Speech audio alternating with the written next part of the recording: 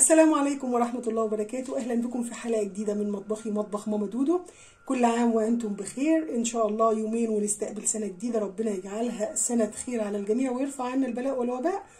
هنعمل النهاردة إن شاء الله أكل المطاعم في البيت زي ما احنا متعودين على الحلقات بتاعتي. أنا كل أكلاتي الحمد لله سهلة وبسيطة، مش هتاخد في إيدينا أي وقت. معانا البطاطس مقشرينها زي ما احنا شايفين وغسلينها ومصفيينها. معانا هنعمل طبق سلطة، هنعمل طبق زبادي، هنعمل وجبة فراخ كنتاكي بطريقة مبسطة وخفيفة جدا ببهارات خفيفة وبسيطة. هنبدأ مع بعض نقول بسم الله. أنا معايا هنا البطاطس. طبعا أنا لما بقلي بطاطس أنا متعودة إن أنا لما بقلي بطاطس بكميات كبيرة.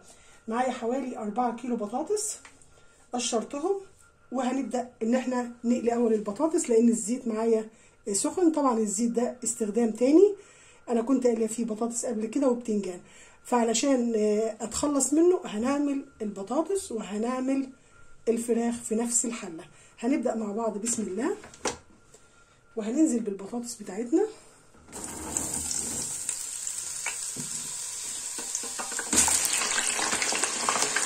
ونزودها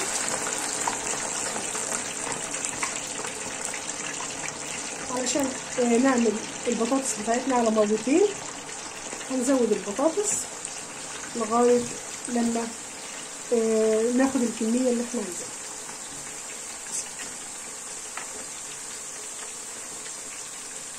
خلاص كفاية كده. هنغطي الحلة بتاعتنا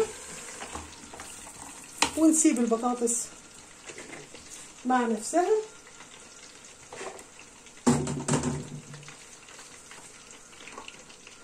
معايا هنا فرختين، الفرخة حوالي كيلو 700 جرام. غسلتهم وقطعتهم بالشكل اللي احنا شايفينه، الواحدة 4. بستيك الشيش طاووق بنخيمها او بنعمل لها فتحات صغيرة خالص. طبعا انا عاملة الفتحات من قبل، ولكن يعني بنزود الفتحات بتاعتها بالشكل اللي احنا شايفينه كده حبايبي. هنركنها على جنب وهنعمل الخلطة بتاعتها. معايا هنا شوية دقيق وحاطين عليهم البهارات. طبعا زي ما قلنا البهارات حسب الرغبة وحسب الكمية اللي انتي بتفضليها.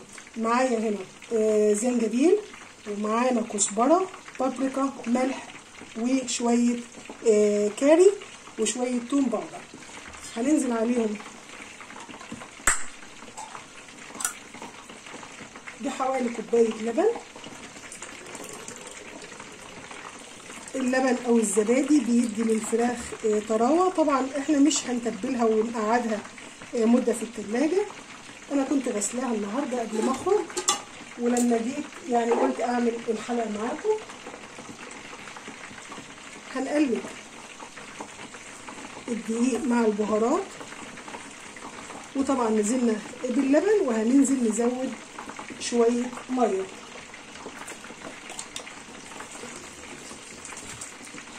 طبعا احنا مش عايزين عجينة متماسكة، احنا عايزينها تكون يعني زي عجينة القطايف او يعني اخف شوية.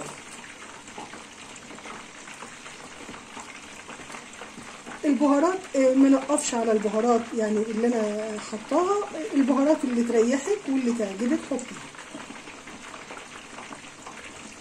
زي ما احنا شايفين كده حبايبي. سمك العجينة بتاعتنا زي ما قلنا يعني زي عجينة القطايف او زي عجينة عفوا الكريبة.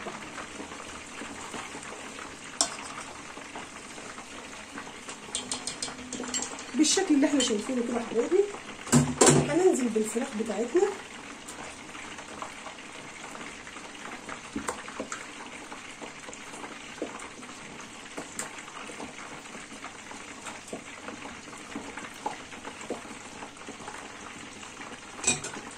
بالشكل اللي احنا شايفينه كده، وهنسيب الفراخ في التتبيلة او في العجينة بتاعتها او في الخلطة لغاية لما نقلي البطاطس. هنقلي البطاطس وهنشوف هنقلي الفراخ ازاي، وهنقدم وجبتنا مع بعض باذن الله. انتظروني ما تروحوش بعيد.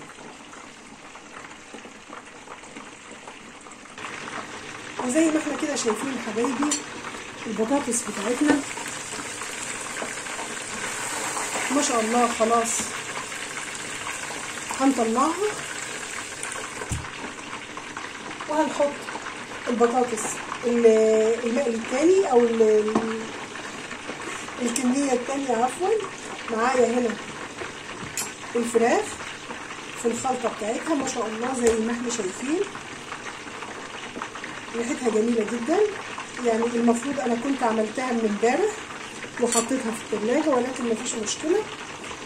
انا هطلعها ان شاء الله وهنقليها مع بعض. والخلطة اللي هتتبقى انا مش هرميها، انا ان شاء الله هحط فيها فرختين، هقطع فراخ واحطهم في الثلاجة في نفس الخلطة بتاعتنا، وان شاء الله اعملهم بكرة باذن الله للاولاد على العشاء مع بطاطس مقلية، او نجيب شيبسي ويعني نعمل تغيير شوية.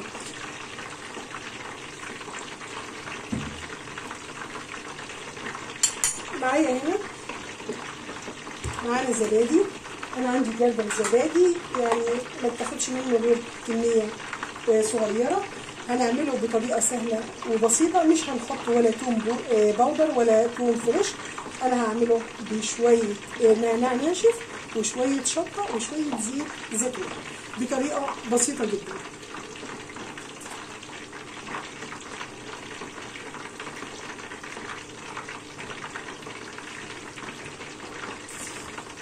معايا هنا الزبادي. طبعا الزبادي هنا يعني معروف ان الزبادي في اليونان تقيله جدا بالشكل اللي احنا شايفينه. انا هخفها بشويه ميه صغيرين خالص. ما شاء الله تقيله جدا. هنحط شويه ميه صغيرين خالص ونشوف لو احتاجت كمان.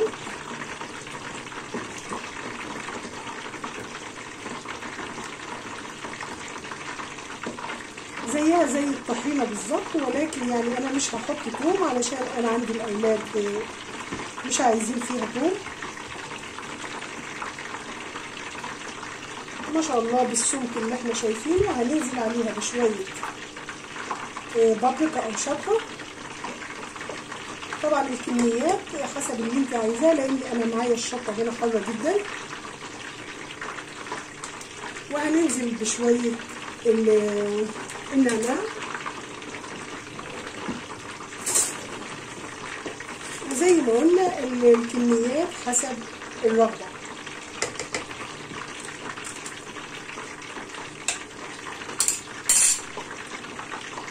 شوية زيت زيتون. مفيش زيت زيتون حطي زيت نباتي مفيش مشكلة. هنقلبها كويس. ما شاء الله لو احنا شايفين الشكل بتاعها. نطلع بس البطاطس بتاعتنا.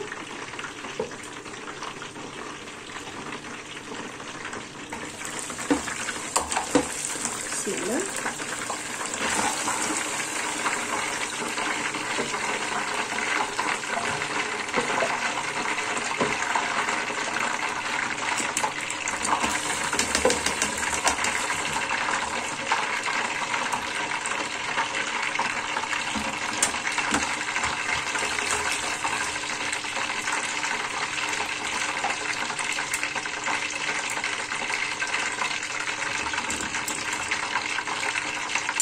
وهنحط الكمية التانية.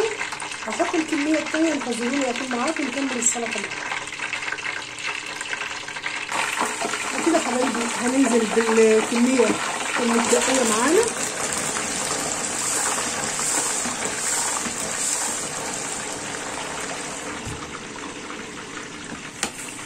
وهنقفل عليها. ومعانا الزبادي مع البابريكا او الشطه والنعناع وشويه الزيت. زودنا شويه ميه لان الزبادي معانا تقيله.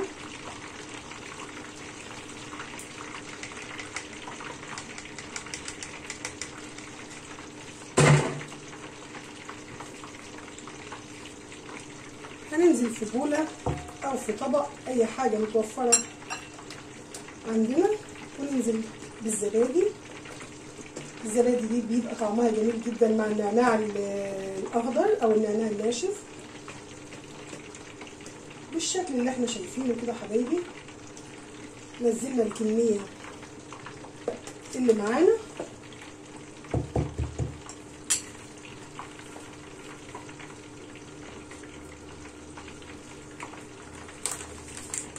بطريقة سهلة وبسيطة.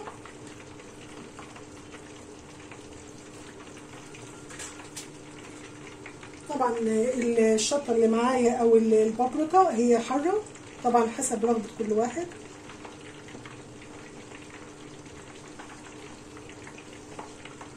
يعني انا بحط منها ويعني برضو خايفة. وشوية زيت الزيتون،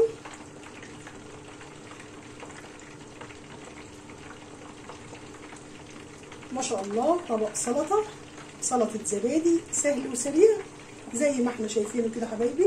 اتمنى ان ينال اعجابكم. عايزه تحط فيه توم طبعا انتوا حره. هخلص كميه البطاطس وهنعمل الفراخ مع بعض، انتظروني باذن الله. وكده حبايبي هنشوف البطاطس بتاعتنا مع بعض. ما شاء الله زي ما احنا شايفين.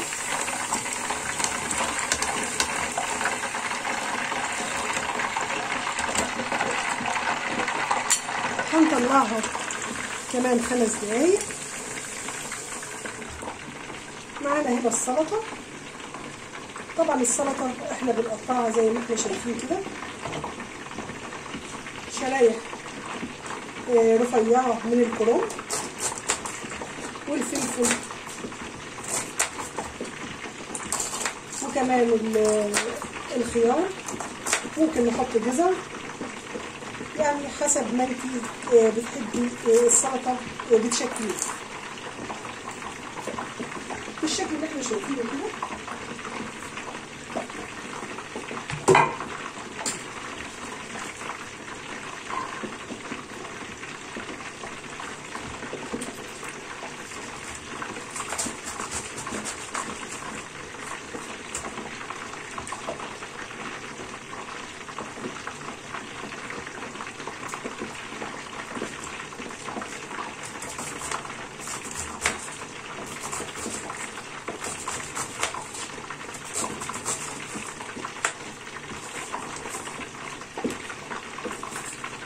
بالشكل اللي احنا شايفينه. معانا هنا بصل، فيكي تستغنى عنه هو اختياري، ولكن يعني السلطة بالبصل بتبقى طعمها جميل.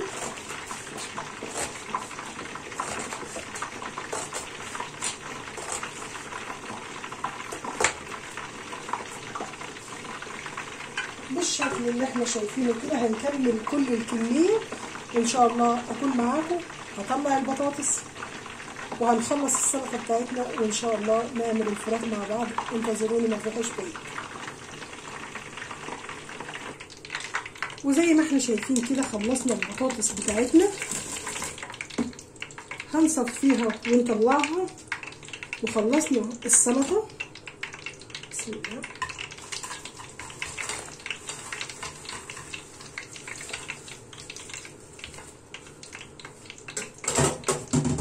خلاص الشبكة ما قلناش هنعمل فيها حاجة. بطاطس بالشكل اللي احنا شايفينه. خلصنا كمية البطاطس، يعني ما شاء الله كمية البطاطس اللي معانا بالشكل اللي احنا شايفينه. وعملنا السلطة وخلصناها. هنحط عليها شوية زيت زيتون. طبعا انا عامله سلطه بكميه قليله علشان يعني بتتبقى عندي وبرميها. ما عنديش حد بياكل سلطه بايته. زي ما احنا شايفين كده حبايبي. هحط دلوقتي عليها شويه زيتون وهنقدمها مع الوجبه بتاعتنا. دلوقتي احنا عندنا الزيت. انا طلعت الشبكه علشان احط كميه فراخ كبيره. وطبعا زي ما قلت لكم ان الزيت انا كنت مستخدماه قبل كده، فهتخلص من الزيت النهارده ان شاء الله، وهغسل الحله بتاعتي بقايا الخلطه اللي معايا بتاعت الفراخ زي ما قلنا. انا مش هرميها، انا هقطع فيها فرختين وهحطها في التلاجة بكره ان شاء الله اعملها وجبه على العشاء وممكن على الغداء. مفيش مشكله ان احنا ناكل نفس الاكل على يومين، اهم حاجه ان يكون عندي الاكل طازه. يعني انا الاولاد عندي او البيت احنا كلنا هنا ممكن اكل الاكل على مرة يومين او 3 ورا بعض نفس الصنف اللي انا هعمله، ولكن اهم حاجه يكون طازه ما يكونش بايت. زي ما شفنا السلطه. وطبعا اهم حاجه نظافه المكان حواليك. يعني انا الحاجه اللي بخلصها بنضفها على طول اول باول زي ما احنا شايفين كده. بنضف حاجاتي علشان ما اقفش في المطبخ بعد ما اخلص الوجبه بتاعتي ما يبقاش عندي الا حاجات بسيطه.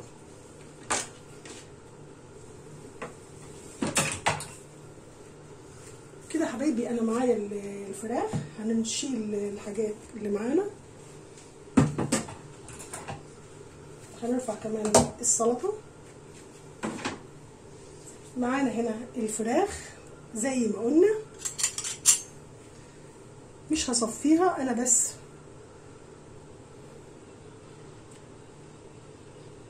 هتخلص شويه من الخليط زي ما احنا شايفين كده حبايبي. بسم الله. وهننزل في الزيت بتاعنا بالراحه خالص. هنحط الاوراق مع بعض علشان نفس السويه، وهنحط الصدور مع بعض علشان تاخد نفس السويه بالشكل اللي احنا شايفينه. يعني ممكن نحط ال4 اوراق، ممكن 20 دقيقه 25 دقيقه، وان شاء الله هتستوي وهتبقى جميله جدا. يعني عن تجربه انا بعملها كتير بنفس الطريقه. زي ما قلنا ال4 اوراق نزلنا بيهم في الحله. ولو ما فيش حله كهرباء ممكن في حله من اللي بنطبخ فيها الرز او الخضار، بنحط كميه زيت غزير وبنقلي فيها علشان يعني ما نبهدلش الدنيا حوالينا. وكمان الفراخ بتحتاج كميه زيت كبيره.